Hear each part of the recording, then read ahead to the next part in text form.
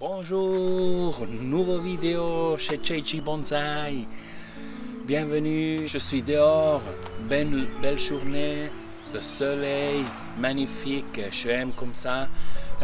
Alors je pensais, je fais une vidéo, je profite. Je suis ici avec mon malus. En français, je pense qu'on dit pommière ou pommière, hein, mais les petits. On le va travailler aujourd'hui, mais avant de le travailler, j'ai 2-3 informations pour cet arbre à donner, que c'est quand même important, je pense. Comme première chose, vous voyez maintenant, le soleil magnifique tombe. Quand il est dans cette phase, avec cette température, on doit avoir attention parce que cet arbre, il a besoin de beaucoup de l'eau, vraiment beaucoup, mais je ne dis pas beaucoup à une fois beaucoup, non. Beaucoup, ça veut dire pareille fois la journée, il doit être jamais sec, mais sens, il doit être toujours humide, bien humide, parce que il a besoin de cette eau pour générer toute l'énergie qu'il a besoin, pour générer aussi toute cette pomme qu'il a. Parce que ça, pour créer ça, il a besoin de beaucoup d'énergie. Et s'il manque déjà un peu l'eau, alors il ne peut pas créer ça. Ça, c'est une chose déjà importante pour qu'on ne perde pas les jolies pommes, on dit comme ça. La deuxième chose, c'est que cet arbre, il aime toujours, aussi si on coupe, de pousser une autre fois dans le même endroit. Et ça cause qu'on n'a pas assez de branches derrière. Il ne crée pas beaucoup de branches derrière. Il aime de pousser au même endroit qu'on a coupé. Et ça cause après des longues branches que c'est pas joli parce que c'est une branche qui vient d'en bas et il va jusqu'à haut. Alors là, on doit vraiment couper pour que cet arbre il commence vraiment à pousser derrière pour qu'on ait plus de branches.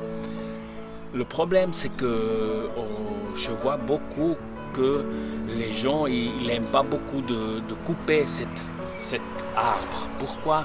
Le problème, c'est deux choses. Maintenant, on dit « Ah non, je ne coupe pas parce que je suis à les pommes, c'est joli, si je coupe ici, je perds toutes ces pommes ici, alors je ne coupe pas. » Ça, c'est un problème. Et l'autre problème après, c'est quand on n'a pas plus les pommes, on dit « Oh non, je ne coupe pas parce que cette fleur, après je n'ai pas les fleurs et c'est pas plus joli, alors on ne coupe pas. » C'est ça un peu le problème. Et c'est important quand on crée un bonsaï, quand on commence à créer un bonsaï, les fruits, les fleurs, ça c'est la dernière chose qu'on doit respecter. Ça veut dire on doit créer. Si on doit couper ici, on doit couper. C'est égal, les fleurs. Après, quand il est créé, quand on a toutes les branches qu'on a besoin, vous pouvez croire à moi, vous avez beaucoup des années que vous pouvez profiter des fleurs et des pommes, de tout ça quand le bonsaï est créé. Parce qu'après, vous avez beaucoup de fleurs et beaucoup de pommes, parce que vous avez beaucoup de branches et beaucoup de pattes qui créent. Alors, maintenant, si on perd seulement le temps et les années pour créer une jolie bonsaï. Alors, important, c'est vraiment couper où est-ce qu'on a besoin sans respecter les fleurs et les pommes. Si on est dans la phase de créer le bonsaï, de créer les branches et tout ça. Ça, c'est un point important parce que sinon, on n'avance pas. Et un autre point important que je vois aussi beaucoup de gens, c'est, vous voyez, il est vraiment plein avec les pommes. Et alors, pourquoi c'est ça? Je vois beaucoup de gens qui prennent l'arbre quand il est joli avec les fleurs et tout ça, qu'ils le prennent dedans parce qu'il ne veut pas perdre les fleurs, parce qu'il veut regarder des choses comme ça. Et ça, c'est le problème. Parce que qu'est-ce que c'est ça que crée les pommes? C'est la nature. Et la nature, c'est quoi? La nature, c'est les abeilles. Les abeilles qui viennent et qui entrent dans la fleur et ça bouge comme ça, et ça fait que après ça crée une pomme. Parce que avec les abeilles, il bouge ça et alors ça crée. Alors, qu'est-ce qu'on doit faire quand il est joli? Le mettre à une place où les abeilles peuvent venir faire son travail, faire ça que la nature y fait, et après vous avez des pommes comme ça. Il y a une manière aussi avec machin un peu de toucher dedans, avec ça pour les oreilles là, vous touchez un peu dedans comme ça que vous faites le travail des abeilles, mais c'est pas la même chose logiquement, hein, c'est pas la même chose.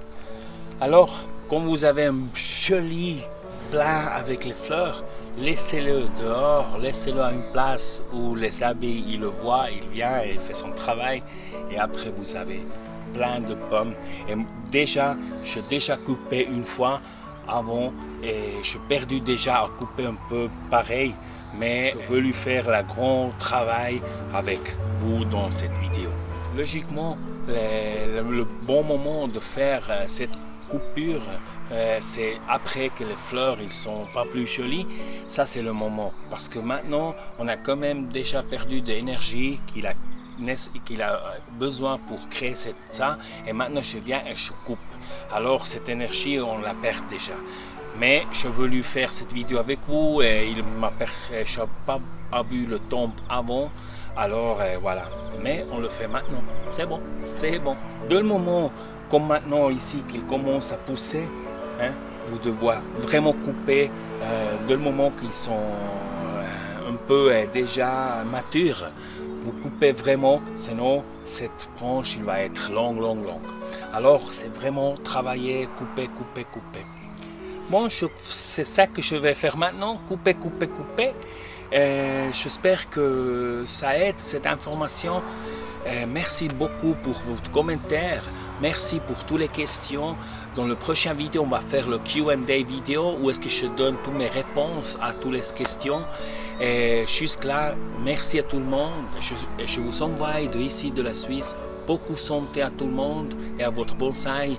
Et on se voit la prochaine fois. Ciao!